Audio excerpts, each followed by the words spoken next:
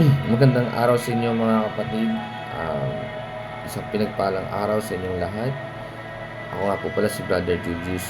At sa oras nito, ako po yung magbabahagi ng salita ng Panginoon upang magbigay ng inspirasyon at magbigay ng kalakasan base sa salita ng Panginoon upang sa ganun po ay ang anumang kinaharap ng ating mga pagsubok sa buhay ay tayo po ay magkaroon ng lakas upang mapagtagumpayan po ito. At sabayan niyo po ako sa pagbabasa sa Book of Joshua chapter 1 verse 1 and 2. So alam ko familiar na kayo sa librong ito. At halika't samahan niyo po ako sa pag-aaral ng salita ng Panginoon. Joshua chapter 1 verse 1. Pagkamatay ni Moises na lingkod ni Yahweh, sinabi ni Yahweh kay Jose na anak ni Nun at sa lingkod ni Moises. Verse 2, patay na ang lingkod kong si Moises, ngayon humanda ka at ang buong Israel at tumawid kayo sa ilog ng Jordan patungo sa lupain ibinigay ko sa kanila. Tayo po'y manalangin. Panginoon, marami pong salamat sa iyong salita muli na aming mababasa at aming napakinggan. Naway samahan niyo po kami, Banal na Espiritu, upang ikaw ang siyang magbigay sa amin ng kaliwanagan sa aming mga pag-aaralan, at naway ito po yung maging makatulong sa aming palakasang pagka-spiritual upang makabibigay sa amin ng motivation upang maharap namin ng may lakas ng loob ang mga pagsubok sa darating na panahon, o maging sa hinaharap o maging sa mga nangyayari sa amin ngayon. Maraming pong salamat. Pagpalain niyo po ang salitang ito, naway tumimo sa aming mga puso at may sa pamuhay namin. Maraming pong salamat sa pangalan ni Jesus. Amen. Ayan, so mga kapatid, ayan, simple lamang po yung mga pag-uusapan natin, pag-aaralan, at papapakita lang naman ito ng paano nga ba natin kinaharap ang mga problema sa buhay. Kasi si Joshua, yun nga, nabanggit kanina na nung patay na si Moises, no, isinalin na, ibinigay na ang tungkulin kay Joshua. At ang tungkulin ito ay talagang mabigat, no? Dahil inatas ng Diyos ang responsibilidad sa kanya upang ihatid ang mga Israelites sa lupang pangako ng Diyos. So, maraming challenge dito. So, ang title, no, ng ating pag-uusapan ay Battle Preparation. So, ito yung isang paghahanda sa isang labanan sa iba't ibang aspeto ng buhay. So, kung pag-aaralan at babasahin niyo ang buong libro ng Joshua, makikita niyo doon ang lahat ng mga challenges sa buhay ni Joshua at maging ang buong bansa, no, o ibig sabihin yung mga Israelites na kanyang itatawid hanggang sa mapunta sa lupang pangako. So, sa Joshua chapter 1, doon lang iikot lahat ng pag-uusapan natin. Actually, this is my meditation, no, devotional, personal devotion ko. Sinishare ko lang po sa inyo upang sa ganun ay makatulong po kung sakasakali po ay kayo nakakaranas ng mga pagsubok sa buhay. So sabi po doon sabi ng mensahe ng Panginoon, get ready now you and all the people of Israel. So pinaghahanda sila dahil bakit? Sila daw ay itatawid sa Jordan River into the land I am giving you. So doon sa pangako, sa lupang pangakong ibinigay ng Panginoon. So yung preparation na binibigay ng Lord kay Joshua, no, yung battle na dapat paghandaan Joshua, ay nire-remind siya ng Lord, no, na ano ba yung mga bagay na dapat niyang gagawin, no, ba't kinakailangan niya maghanda ka, maging ang mga tao. So, sa palagay niyo mga kapatid, may mga bagay ba na meron ka ng pinaghahandaan sa bawat laban sa buhay? Napaghandaan mo ba ito ng maayos? Napagtagumpayan mo ba ito ng maayos? Maring napagtagumpayan mo dahil preparado ka. Pero may mga pagkakataon sa buhay na hindi ka handa doon sa mga challenges, mga trials na minsan nabibigo ka kasi hindi ka handa. So, paano ba makakapagbigay ng inspirasyon ang salita ng Panginoon or motivation? How to be prepared, no? Despite no facing the trials no sa buhay ng mga tao. Sa buhay natin o sa buhay ng iba't ibang tao sa mundong ito. So, sabi nga dito sa verse 7, verse 9, sabi doon, we have those different types of battles no sa mundong ito. So, we must prepare at all times. So, kailangan daw maging handa tayo. So, si Joshua at maging ang mga tao o mga Israelites ay inahanda ng Lord. Andun yung command niya. So, sabi doon, paano ba magiging handa? Sabi doon, we should obey the law and do not neglect any part of it.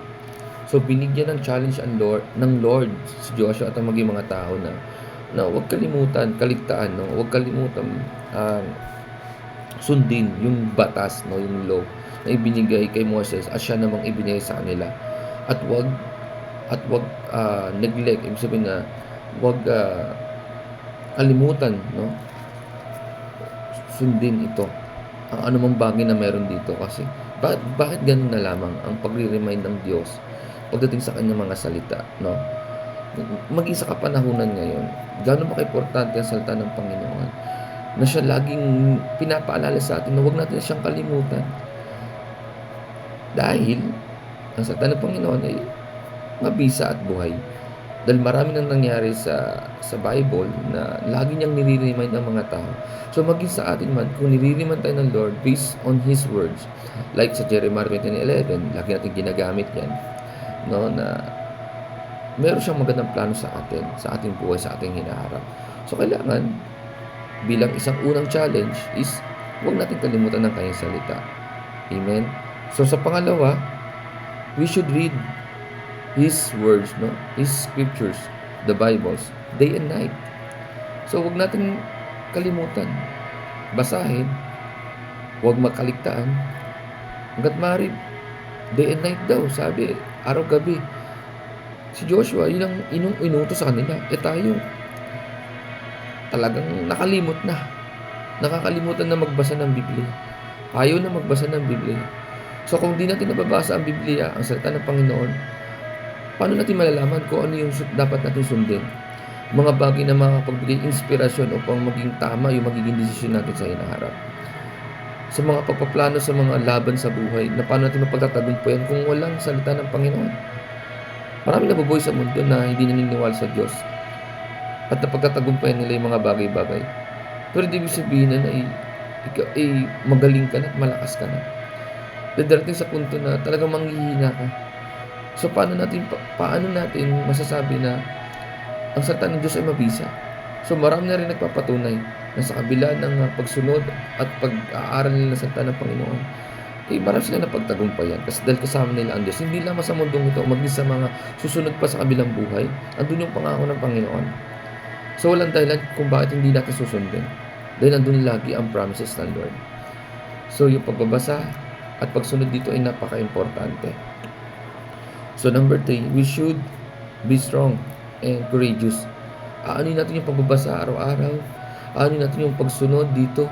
Kung hindi na tayo nagpapakita ng tapang, no, ng katatagan, no, na ipaglaban natin ang katotohanan.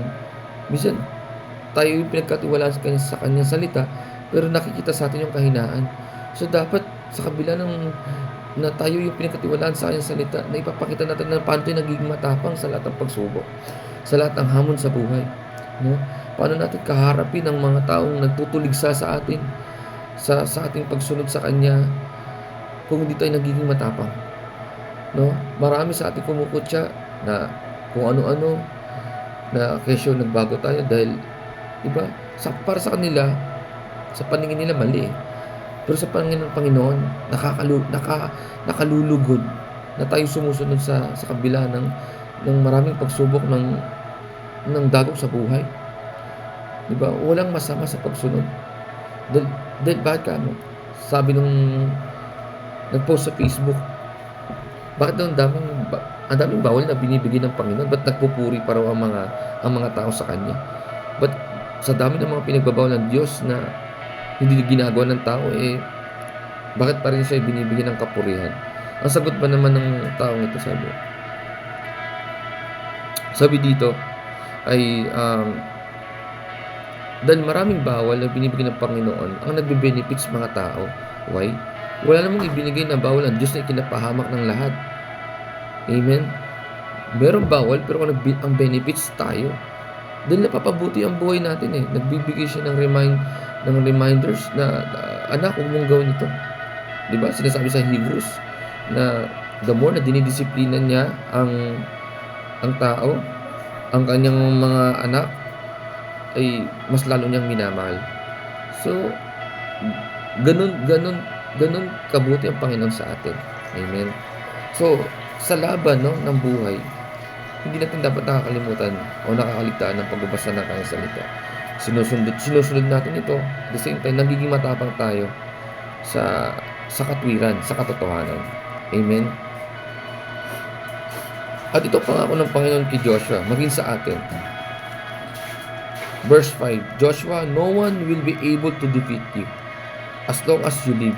So kung nabubuhay man tayo, na patuloy tayong sumusunod sa kanyang kalooban, no?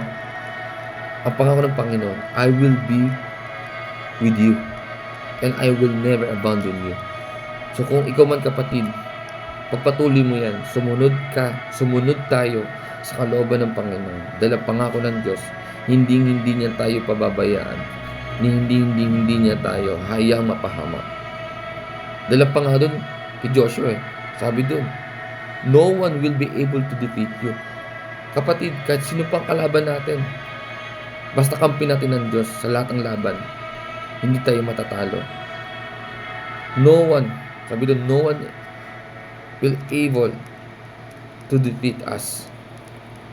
Ganun katibay, kalakas ang kakampi natin. Ganun kalakas ang Diyos na sa atin ay lagi nakaagapay. Kaya ikaw kapatid, huwag kang mag-alinlangan. Ibigay mo ang buong katapatan sa Panginoon dahil ang Diyos tapat sa atin. Amen. Para sa pagtatapos, bilang isang Kristiyano, lagi tayong mayroong laban sa buhay. At ang Diyos lagi nagbibigay ng laban or challenges para para subukin ang ating pananampalataya, ang ating commitment o ang ating personal na relasyon sa Kanya. Amen. So sa lahat ng laban, dapat nasa puso natin na ang Diyos na kailanman hindi magpapabaya.